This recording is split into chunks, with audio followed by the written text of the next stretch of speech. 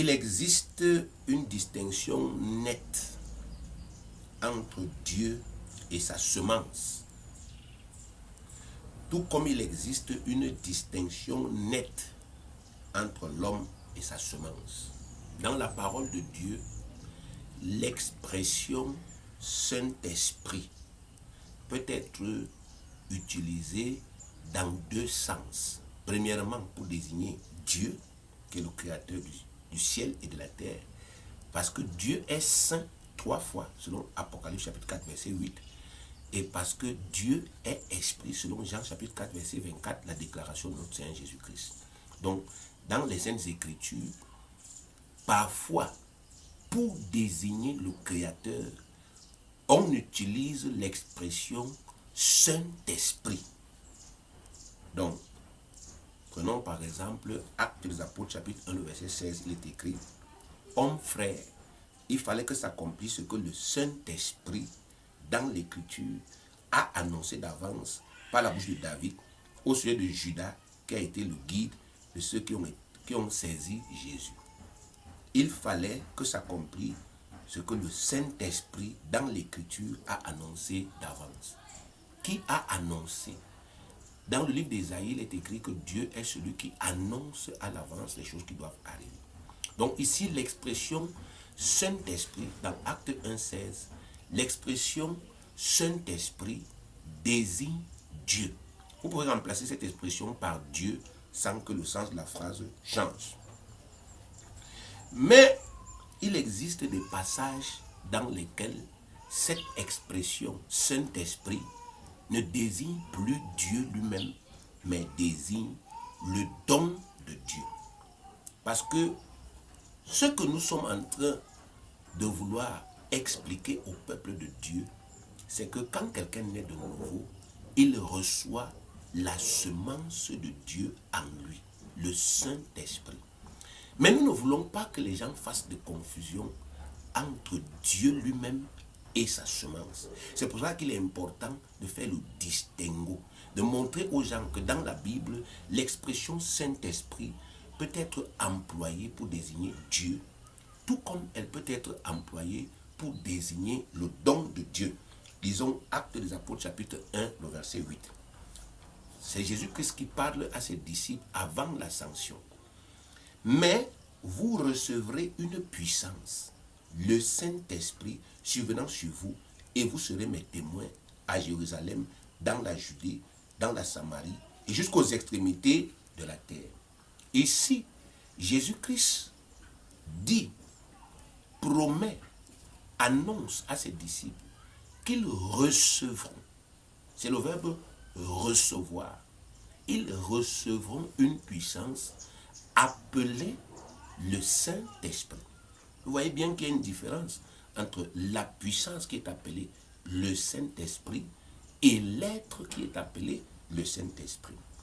Acte chapitre 10, le verset 38, il est écrit « Vous savez comment Dieu a oint du Saint-Esprit et de force Jésus de Nazareth, qui allait de lieu en lieu, faisant du bien et guérissant tous ceux qui étaient sous l'empire du diable, car Dieu était avec lui. » Ici, dans ces passages, l'expression Saint-Esprit ne désigne plus Dieu, mais plutôt le don de Dieu.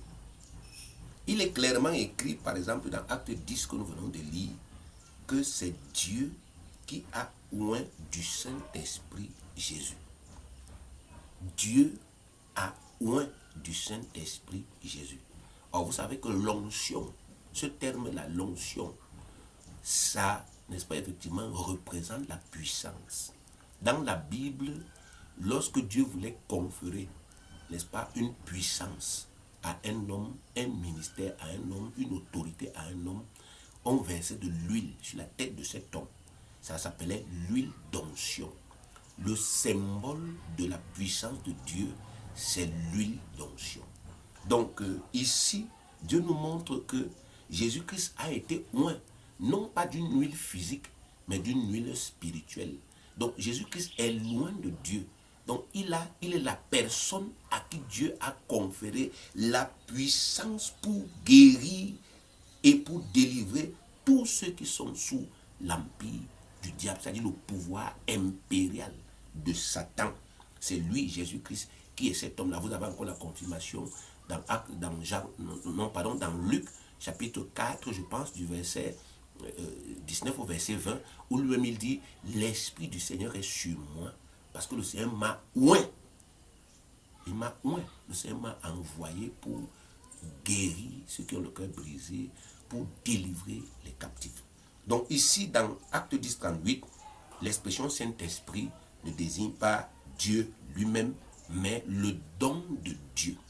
Ce que Dieu donne aux gens qui croient en son Fils. Ce qu'il a donné en son propre Fils. Dans Matthieu chapitre 3, le verset 16, il est écrit que lorsque Jésus est sorti des eaux du baptême, le ciel s'est ouvert et il a vu le Saint-Esprit descendre sur lui comme une colombe. Donc ça veut dire que ici encore, il est fait un rappel, n'est-ce pas, effectivement, de cette puissance-là. Dieu a oint Jésus-Christ de sa puissance, et cette puissance s'appelle le Saint-Esprit. Vous avez encore dans Luc chapitre 1, lorsque l'ange Gabriel parle à Marie, il lui dit, je pense les versets 35 à 37, il lui dit, le Saint-Esprit viendra sur toi et la puissance du Très-Haut te couvrira de son ombre. Donc dans tous ces passages, Dieu désire que nous fassions, n'est-ce pas, effectivement, un lien entre sa puissance et son esprit, afin que nous comprenions que quand quelqu'un a le Saint-Esprit en lui, il a la puissance de Dieu, et que nous comprenions que ce que nous recevons quand nous acceptons le Christ, ce n'est pas Dieu lui-même qui vient entrer en nous, auquel cas le ciel serait vide, mais c'est l'Esprit de Dieu, l'Esprit Saint. Actes des Apôtres, chapitre 2, le verset 4. Et ils, c'est-à-dire les apôtres, furent tous remplis du Saint-Esprit à la Pentecôte. Ici encore, Saint-Esprit, ce n'est pas Dieu, mais plutôt son don. Les apôtres ne furent pas remplis de Dieu, mais ils furent remplis du don de Dieu. Ils furent remplis de la semence de Dieu, le Saint-Esprit. Acte 5, 32. Nous sommes témoins de ces choses. De même que le Saint-Esprit que Dieu a donné à ceux qui lui obéissent. Le Saint-Esprit que Dieu a donné, bien aimé, ici la précision est claire. Le Saint-Esprit est le don que Dieu a fait à ceux qui lui obéissent, à ceux qui ont cru en son Fils Jésus. 1 Corinthiens chapitre 6, le verset 19. Ne savez-vous pas que votre corps, voici mon corps, est le temple du Saint-Esprit qui est en vous, que vous avez reçu de Dieu et que vous ne vous appartenez point à vous-même. Dans ces deux versets, la différence est clairement établie. Dieu et Saint-Esprit sont mentionnés en même temps dans un seul passage. Et l'expression Saint-Esprit désigne non pas Dieu, mais plutôt ce que Dieu donne à l'homme au moment de sa repentance. Vous ne devez donc plus faire de confusion entre Dieu et son esprit, entre le donneur et son don, entre la semence, le semeur et sa semence. Dans les passages que nous venons de lire, à savoir Acte 2, verset 4, Acte 5, verset 32 et 1 Corinthiens 6, 19, Saint-Esprit n'est pas Dieu lui-même, mais c'est ce qu'il donne, c'est sa semence, c'est son don. Le fait de confondre Dieu, le Saint et l'Esprit au Saint-Esprit, qui est le don que Dieu fait à l'homme lors de sa repentance, a causé beaucoup d'erreurs dans les milieux du chrétien aujourd'hui.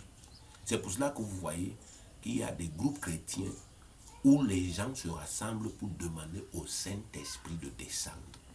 Bien aimé, si on s'en tient à la Bible, si on s'en tient à ce qui est écrit, à savoir que le Saint-Esprit peut désigner Dieu ou bien le Saint-Esprit peut désigner le don de Dieu.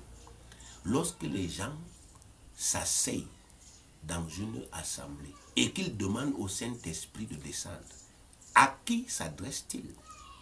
S'ils demandent à Dieu de descendre, c'est une incongruité, c'est une impossibilité. Dieu ne peut pas descendre pour entrer en eux. Mais s'ils parlent du Saint-Esprit qui est le don de Dieu, parce que les chansons qui demandent, là où les enfants de Dieu demandent à Dieu de leur donner son Saint-Esprit, c'est encore une incongruité, parce qu'il est écrit que le jour où nous confessons Jésus-Christ, nous sommes baptisés du Saint-Esprit, cet esprit s'implante en nous. Éphésiens chapitre 1, verset 13. En lui, vous aussi, après avoir entendu la parole de la vérité, l'évangile de votre salut, en lui vous avez cru et vous avez été scellés du Saint-Esprit. Quand vous avez cru. Et l'apôtre Paul a rencontré des croyants à Éphèse, dans Acte 19, qui ne le savaient même pas. Mais il leur a posé une question. Acte 19, versets 1 à 2. Avez-vous reçu le Saint-Esprit quand vous avez cru? Bien aimé, cela démontre que c'est quand on croit, le jour où on croit, qu'on est baptisé du Saint-Esprit, qu'on est rempli du Saint-Esprit. Le mot baptisé veut dire immergé, immergé à l'intérieur du Saint-Esprit. Ça se passe le jour où on croit. Et c'est ce que Dieu voudrait que nous puissions comprendre. À partir du moment où la semence de Dieu s'implante en quelqu'un, cette personne est née de nouveau. Donc la nouvelle naissance, c'est la régénération spirituelle qui arrive lorsque la semence incorruptible de Dieu, c'est-à-dire le Saint-Esprit, s'implante en vous. À partir du moment où cette semence s'implante en vous, bien-aimé, vous êtes né de nouveau. Sans l'implantation du Saint-Esprit, vous ne pouvez pas naître de nouveau. Si vous n'avez pas l'Esprit de Dieu, vous ne lui appartenez point. Romains 8, verset 9. Si quelqu'un n'a pas l'Esprit de Christ, il ne lui appartient pas. Il n'y a pas de sentiment ni d'émotion à ce sujet. Le christianisme n'a rien à voir avec les émotions. Le christianisme n'a rien à voir avec les apparences. Le christianisme n'a rien à voir, n'est-ce pas, avec les dogmes. Le christianisme a tout à voir avec la parole de Dieu, le Saint-Esprit et la réception du Saint-Esprit. Si ce n'est pas le cas dans votre, n'est-ce pas, effectivement, dans votre situation, vous n'êtes pas né de nouveau. La parole de Dieu affirme qu'il y a une semence divine et que cette semence demeure en celui qui est né de Dieu. Nous avons dit depuis le début de cet enseignement que lorsque Jésus parlait avec Nicodème, il voulait attirer l'attention de Nicodème sur quelque chose d'important. On ne peut pas manifester le surnaturel si on ne possède pas en soi l'Esprit de Dieu. C'est ce que Jésus voulait expliquer à Nicodème. Beaucoup de gens ont dit que Nicodème, n'est-ce pas, effectivement, venait demander à Jésus comment on doit faire, n'est-ce pas, effectivement, pour je ne sais pas quoi, ou pour devenir un bon chrétien. Ce n'est pas ce que Nicodème était venu demander. Les gens qui disent ça, ce sont les gens qui lisent la parole de Dieu en la sortant de son contexte. La Bible est claire. Il est dit que, dans Jean chapitre 2, il est dit que Jésus était à Jérusalem et que Jésus a fait à Jérusalem beaucoup de miracles et que plusieurs Juifs avaient cru en Jésus. Mais il a aussi dit que Jésus-Christ n'avait pas confiance en ces Juifs qui avaient cru en lui. Et maintenant, il est dit concernant Nicodème, mais lui particulièrement, parmi ces Juifs qui avaient cru en Jésus, lui particulièrement a montré une attitude différente. Il est venu trouver Jésus-Christ pendant la nuit pour, n'est-ce pas, effectivement, lui demander comment il faisait pour opérer les miracles. Voilà ce que Nicodème, n'est-ce pas, effectivement, était venu chercher, la clé. Comment est-ce qu'un homme qui n'a pas fait leurs écoles conventionnelles fait pour opérer à une telle dimension surnaturelle? Et Jésus-Christ lui avait dit, c'est parce que je manifeste ce que je possède. Je possède en moi la vie de Dieu. Et c'est ça que je manifeste. Et il lui a dit, toi aussi tu as besoin de la recevoir. Et il lui a expliqué comment la recevoir par la nouvelle naissance. Donc il y a une semence, n'est-ce pas, effectivement spirituelle. Dieu, n'est-ce pas, a créé une semence. Et cette semence s'appelle le Saint-Esprit. Le seul nom qu'on pouvait donner à cette semence, c'est le Saint-Esprit. Parce que chaque semence est de la même nature que celui qui l'a produit. Si c'est Dieu qui produit le Saint-Esprit, la semence, alors forcément, cette semence est comme Dieu. Elle partage les propriétés, les caractéristiques de Dieu. Si Dieu est 3 fois saint, elle est 3 fois sainte. Si Dieu est immortel, elle est immortelle. Si Dieu est esprit, elle est esprit. Donc il y a une semence spirituelle qui s'implante réellement dans les corps de tous ceux qui croient en Jésus-Christ et qui demeure en eux. Lisons ce que la Bible dit à ce sujet. 1 Jean, première épître de Jean, chapitre 3, le verset 9. Quiconque est né de Dieu ne pratique pas le péché parce que la semence de Dieu demeure en lui? Voilà la réponse. L'expression semence est utilisée. La semence de Dieu demeure en lui et il ne peut pécher parce qu'il est né de Dieu. Ceux qui sont nés de Dieu ne peuvent pas pécher sur le plan spirituel parce que spirituellement ils sont 3 fois saints. L'esprit qui est en nous est 3 fois saint, donc cet esprit ne peut pas pécher. C'est pour ça que celui qui reçoit cet esprit est appelé un saint fils de Dieu. La différence entre un chrétien et un autre homme aujourd'hui se situe premièrement sur le plan spirituel. Un chrétien possède en lui l'Esprit Saint, tandis qu'un non-chrétien ne possède pas cet esprit. Un chrétien est un être à 3 parties, le corps, l'âme et l'Esprit Saint. Confère 1 Thessaloniciens chapitre 5, verset 23. 3 parties pour le chrétien, le Fils de Dieu, le corps, l'âme et le Saint-Esprit. Le corps et l'âme sont la partie humaine, le Saint-Esprit est la partie divine. Et le Saint-Esprit, le rôle du Saint-Esprit est de diviniser le corps et l'âme. C'est pourquoi les chrétiens qui ont développé leur 3e dimension vivent le ciel sur la terre. Vous voyez des gens, n'est-ce pas, effectivement, qui font 20 ans, 30 ans, ils ne sont pas malades. Vous voyez les gens qui guérissent des maladies de façon surnaturelle. Vous voyez, n'est-ce pas, effectivement, des gens dont les traits enflammés de Satan n'ont plus aucun effet dans leurs âmes. Parce que leurs âmes ont commencé à être divinisées par le Saint-Esprit. C'est ça, baptisé du Saint-Esprit. Ça veut dire que le Saint-Esprit imbibe totalement votre être. Il imbibe, n'est-ce pas, toute votre humanité. Vous devenez comme l'apôtre Paul. Une vipère l'a mordu. Les gens s'attendaient à ce qu'il gonfle et qu'il meure. Mais il a secoué l'animal dans le feu. Il n'a même pas ressenti de douleur. Et les gens qui ont vu ça ont dit, c'est un Dieu. Et ça rejoint ce que Dieu avait voulu. Il avait voulu que nous soyons des dieux. Somme 82, verset 6, il est écrit, j'avais dit, vous êtes des dieux. Vous êtes tous des fils du Très-Haut. Dieu avait voulu que nous, son peuple, ses enfants, nous marchions dans la dimension surnaturelle, n'est-ce pas, effectivement, de notre Père, avec la plénitude des caractères de notre Père en manifestation. Depuis le commencement, c'est ce qui est exprimé dans la Bible par l'expression « Dieu créa l'homme à son image » ou encore par « Dieu les bénit, Dieu leur dit, soyez féconds, multipliez, remplissez la terre et l'assujettissez et dominez. » Dominer. Dieu nous a créés pour dominer. Et ce qui nous donne la capacité de dominer, c'est son esprit. Bien que plusieurs personnes fréquentent assidûment les églises bien-aimées, seules celles qui ont en elles l'Esprit Saint sont enfants de Dieu. Si quelqu'un n'a pas l'Esprit de Christ, il ne lui appartient pas. La nouvelle naissance, c'est l'implantation de la semence de Dieu en vous, le Saint-Esprit. Naître de nouveau et être baptisé du Saint-Esprit, ce sont des synonymes.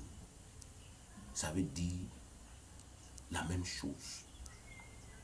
Naître de nouveau et être baptisé du Saint-Esprit, ce sont des synonymes, ça veut dire la même chose.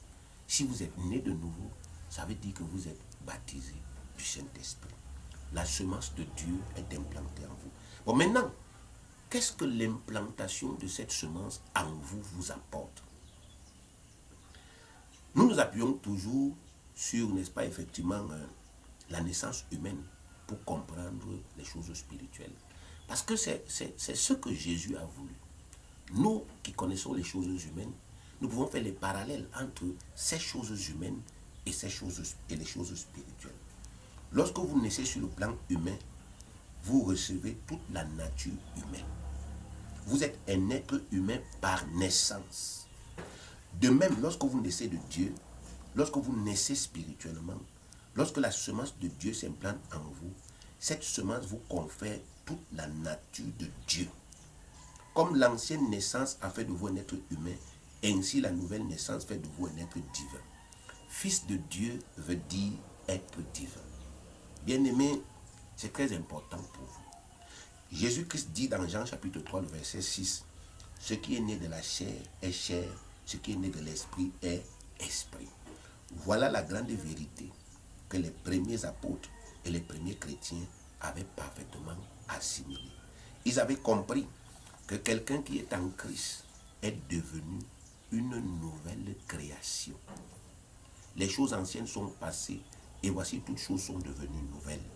Il y a eu une transformation, une métamorphose sur le plan spirituel. Et c'est ça que Jésus s'est évertué à expliquer à Nicodème en Jean 3. Lorsque vous acceptez le Christ, il y a l'implantation de la semence de Dieu en vous. Et cette semence de Dieu en vous, c'est la vie de Dieu, que Dieu vous confère par grâce. Et c'est cette vie de Dieu en vous qui fait de vous un fils de Dieu.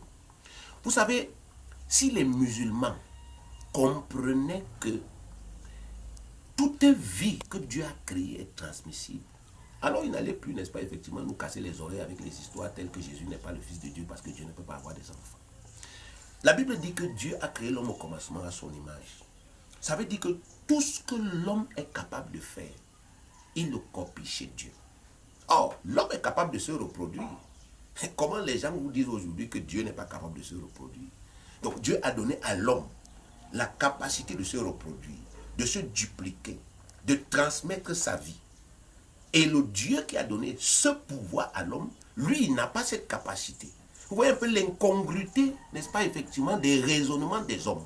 Lorsque, n'est-ce pas, effectivement, les hommes viennent dans la parole de Dieu avec des idées arrêtées, ils font toujours des confusions. Toute vie est transmissible. La vie végétale est transmissible. La vie humaine est transmissible. La vie spirituelle est aussi transmissible. Jésus-Christ, dans Jean chapitre 8, il a appelé certains juifs fils du diable. Fils du diable. Il leur a dit, vous avez pour père le diable. Et je suis persuadé que dans la religion musulmane, on enseigne que le diable a des fils. Mais comment le diable fait-il pour avoir des fils alors qu'il est esprit? C'est simple. Il copie ce que Dieu fait. Il communique sa nature aux hommes qu'il accepte par l'esprit. Il implante en eux des esprits impies, des démons qui communiquent à ces hommes la plénitude de sa nature. C'est pourquoi ces hommes impies, nés de la semence du serpent, nés de Satan, ne peuvent pas se repentir. C'est pourquoi ces hommes-là sont méchants naturellement. Ils manifestent la vie de leur père qui est le diable. Donc Dieu est capable de transmettre sa vie. Et il a réglé cette question en créant une semence incorruptible qui s'appelle le Saint-Esprit.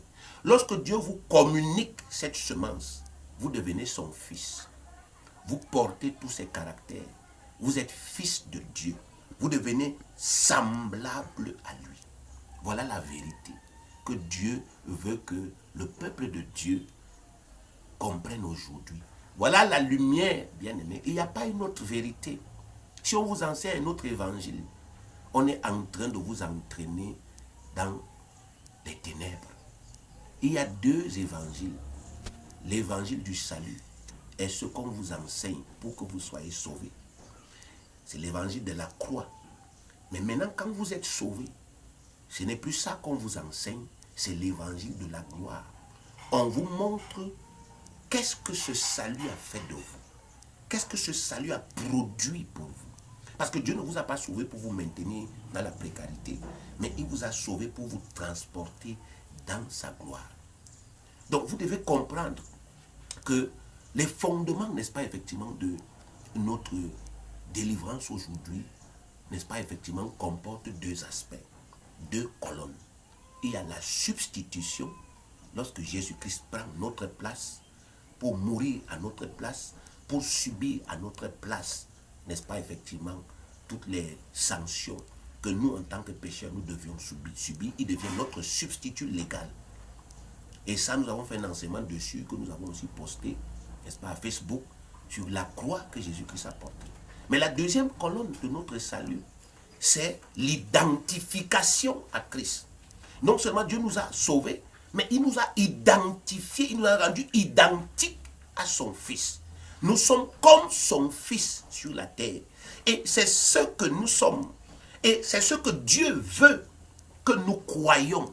Il nous a rendus semblables à son Fils. afin que son fils, n'est-ce pas, effectivement, soit le Seigneur de plusieurs frères qui sont comme lui. Nous sommes le corps du Christ, bien-aimé. Dans mon corps, il n'y a aucune partie de mon corps qui ne partage ma nature. Dans le corps de Christ, il n'y a aucun membre qui ne partage la nature de la plénitude de la nature de Christ. De la même manière que dans votre corps là, votre pied n'est pas le pied, n'est pas, n'est-ce pas, effectivement le pied d'un arbre ou bien le pied d'un singe. Votre pied est le pied d'un être humain. Il n'y a aucune partie de votre corps qui ne partage pas la plénitude de votre nature. C'est la même chose que Dieu voudrait que nous comprenions quand il appelle l'Église aujourd'hui le corps de Christ. Il dit que nous devons comprendre que nous partageons pleinement la nature de Christ. Et lorsqu'il nous dit que personne dans le corps de Christ n'ira en enfer, ce n'est pas, n'est-ce pas, effectivement, une affabulation. Christ ne sera pas au ciel avec un corps handicapé. Tout le corps de Christ est sauvé par grâce. Tout le corps de Christ. Nous reviendrons dessus, mais ce sont des vérités que nous voulons déjà, n'est-ce pas, effectivement, commencer à semer dans votre pensée, afin que vous soyez libres de servir le Seigneur. Dieu nous a sauvés par le sacrifice de Christ. Il a fait de nous ses fils par l'implantation de sa semence. Nous sommes fils de Dieu. Tout comme l'ancienne naissance vous confère tous les caractères de la vie humaine, de même la nouvelle naissance vous confère tous les caractères de la vie spirituelle de Dieu. Nous avons déjà lu Jean chapitre 3, le verset 6. Ce qui est né de la chair est chair, ce qui est né de l'esprit est esprit. Cela ne souffre d'aucune contestation. Seuls ceux qui veulent continuer à défendre leur point de vue religieux peuvent nier cette évidence. Celui qui est né de Dieu est comme Dieu. Ce passage met en exergue clairement la différence entre Dieu et son esprit. Nous avons dit que ça, il y a une différence claire entre Dieu et son esprit. Et dans ce passage, la différence est claire. Quand vous le lisez, vous constatez qu'il y a deux mots esprit dans ce passage. Le premier mot esprit s'écrit avec la majuscule. Et il désigne Dieu lui-même. Tandis que le deuxième mot esprit s'écrit avec la minuscule et il désigne la semence de Dieu ou le don qu'il fait à l'homme au moment de la repentance. Ce passage peut encore se lire comme il suit. Celui qui est né d'un homme est humain, comme son père, et celui qui est né de Dieu est esprit, comme Dieu. Si vous naissez de Dieu, vous n'êtes pas Dieu, mais vous devenez comme Dieu, parce que Dieu est un être entièrement à part. Vous ne pouvez pas devenir Dieu. Il n'y a qu'un seul Dieu. Mais quand vous naissez de lui, vous devenez comme lui. 1 Jean 4, verset 17, vous partagez sa divinité. La divinité est transmissible. C'est le message qu'il y a dans, n'est-ce pas, la parole de Dieu. Dieu est capable de transmettre sa divinité à ceux qui croient en son Fils et ensuite de faire d'eux ses propres enfants, partageant pleinement toute sa nature et communiant pleinement avec lui. 1 Jean 4, verset 17, il est écrit, tel il est, tel nous sommes aussi dans ce monde. C'est en cela que l'amour est parfait en nous, afin que nous ayons de l'assurance au jour du jugement. Tel il est, tel nous sommes aussi dans ce monde. Tel notre Père est, tel nous sommes. Si aujourd'hui on fait un test de paternité spirituelle, on va trouver que tout le bagage génétique de notre Père se trouve en nous. Il est réellement notre Père spirituel. Nous partageons réellement sa nature. Nous sommes comme lui. Et c'est ce message qu'il veut. Nous devons apprendre à nous voir comme lui-même il nous voit. C'est très important parce que les religions nous ont appris à nous rabaisser. Les religions nous ont appris à nous voir comme des moins que rien. Et ça a fait en sorte que notre potentiel spirituel a toujours été occulté. Mais Dieu voudrait aujourd'hui que, n'est-ce pas, effectivement, nous sortions de cet emprisonnement psychologique, que nous soyons libres. Libres de vivre la vie de Dieu. C'est possible, bien aimé, c'est possible. C'est possible de vivre la vie de bénédiction, la vie d'abondance que Dieu a rendue disponible pour nous en Jésus-Christ. Mais la condition, c'est que nous croyons que nous possédons déjà ce pouvoir, parce que c'est un pouvoir. Pour vivre la vie abondance, abondante sur la terre, il faut avoir le pouvoir de la vivre. Vous n'avez pas de pouvoir spirituel. Vous ne pouvez pas vivre cette vie. Parce que nous n'avons pas à lutter contre la chair et le sang, mais nous avons à lutter contre les esprits méchants dans les lieux d'en haut. Les puissances occultes, les puissances des ténèbres, qui animent des hommes mauvais et méchants, afin, n'est-ce pas, de s'opposer à nous de plusieurs manières. Donc si nous n'avons pas la puissance pour la vie abondante, nous ne pouvons pas vivre heureux. Et notre Père qui a payé un grand prix, le sacrifice de son Fils unique, il tient à ce que nous prenions conscience. Bien-aimés, laissez que votre conscience soit réveillée par la vérité. Laissez que la parole de Dieu, l'eau vive, fasse naître la lumière dans vos cœurs. Rejetez tous les mensonges du diable par lesquels vous avez été liés. Vous possédez la puissance, n'est-ce pas, effectivement, de détruire les œuvres des ténèbres. Le pouvoir de marcher sur le diable. Vous ne négociez pas avec Satan, avec ses puissances sur la terre. Vous ne négociez pas avec les démons. Vous commandez le monde des ténèbres. Vous êtes les dieux sur cette terre. Et en tant que tel, vous pouvez marcher dans les, n'est-ce pas, effectivement, les lieux élevés de la foi, si et seulement si vous y croyez. Avant de naître de nouveau, vous étiez mort spirituellement. C'est-à-dire, vous n'aviez pas en vous l'Esprit de Dieu. C'est ce que la parole de Dieu affirme sans équivoque dans Éphésiens chapitre 2, le verset 1. Vous étiez morts par vos offenses et par vos péchés. Ici, l'apôtre Paul s'adressait aux gens qui vivaient, qui respiraient, qui mangeaient et qui se reproduisaient. Mais il dit d'eux, vous étiez morts par vos offenses et par vos péchés. Il ne peut donc pas s'agir d'une mort sur le plan naturel ou sur le plan physique. Si ces gens étaient morts sur le plan physique, alors l'apôtre Paul n'aurait pas eu à parler avec eux parce qu'ils seraient déjà enterrés depuis longtemps. L'apôtre Paul parlait par conséquent d'un autre domaine. Ces gens avaient la vie humaine. Ils vivaient sur le plan humain. Mais l'apôtre Paul dit d'eux qu'ils étaient morts sur le plan spirituel. Ça veut dire qu'ils n'avaient pas l'Esprit de Dieu en eux. Mort, thanatos, en grec, c'est de ce mot que nous vient le mot euthanasie. Thanatos, en grec, mort veut dire absence de vie. En quelqu'un qui est mort, il n'y a pas de vie. Si vous êtes mort humainement, bien aimé, vous n'êtes plus vivant. Le jour où vous allez mourir, vous allez cesser de vivre. Il n'y aura plus aucune vie en vous. Et si on dit de vous que vous êtes un mort spirituel, ça veut dire qu'il n'y a aucune vie spirituelle en vous. Vous n'avez pas l'Esprit de Dieu. Éphésiens 2 parle donc des gens qui n'avaient pas la vie de Dieu en eux à cause de leurs offenses et de leurs péchés. Qu'est-ce qui cause la mort spirituelle? Les offenses et les péchés. Les offenses et les péchés. Plusieurs sectes pernicieuses affirment que tous les hommes naissent avec l'Esprit de Dieu en eux et sont automatiquement des enfants de Dieu. Ceci est une absurdité. C'est absolument faux. Avant la nouvelle naissance, personne ne possède l'Esprit de Dieu en lui. Personne. Aucun homme. Les rosicruciens vous disent que chaque homme vient au monde avec un atome christique quelque part dans le ventricule, je ne sais pas, gauche ou droite de son cœur. Et qu'à travers les enseignements de la rose-croix, cet homme peut développer cet atome christique qui est en lui jusqu'à parvenir à l'état de Christ. C'est-à-dire à l'état, n'est-ce pas, effectivement, d'une personne qui est métamorphosée. Ils utilisent même la Bible, je pense, 1 Corinthiens chapitre 15, pour parler de cette métamorphose-là. Mais la Bible leur dit, premièrement, qu'il n'y a pas d'atome christique. Et deuxièmement, que personne ne naît avec une cellule de Dieu en lui. Tout homme qui naît sur cette terre naît sans vie spirituelle.